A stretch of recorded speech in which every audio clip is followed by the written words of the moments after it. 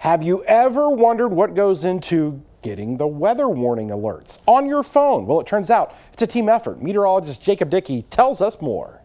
Weather warnings is not something we do at WCIA. Instead, that's left up to the National Weather Service. It's their job to analyze the storms as they move through and come up with a warning that gets to your phones and your homes in just seconds. We always have someone who's monitoring the current conditions. Ed Shimon is the warning coordination meteorologist at the National Weather Service office in Lincoln. It's his role to make sure that when severe weather is happening, things run smoothly. Almost everybody in the office has the radar going, looking at it, because the more eyes that you have looking at things, the better chance you have of catching subtle features. And during days when severe weather can last for hours, it requires a plan to make sure everything remains covered. If you throw all your resources in the first 4 hours of an event and it's going to go 8 hours, you're going to stress the staff a little too. You have to keep people fresh. The office can also ramp up staffing quickly to address needs based on impacts from the weather. We'll have as many as 9 to 10 in the operations area on high impact severe weather days. And when storms are roaring through, New tornado warning now. information and reports can flow in quickly. That's how we try and not let any one person get just buried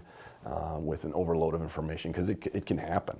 You're like, well, I gotta look at that. Oh, I gotta look at this. Information and reports come from sources like storm spotters, emergency managers, radar analysis, weather analysts, social media, and even us here at WCIA. This is a large tornado now, and make sure you're forwarding this to the National Weather Service. Utilizing all available information is what the Weather Service calls the total observation concept. Destructive tornado. That's where you have to have multiple feeds of information for your decision. Because if you have a radar operator doing 100% radar only warnings, that's going to leave out the surface observations or the satellite information or the warning or the high resolution models. While the decision-making process can be complex, once a decision is made, things move quickly. From the time that you're looking at a storm and you say, hey, I'm thinking of a tornado warning, till the time it's out the door, really can be a minute.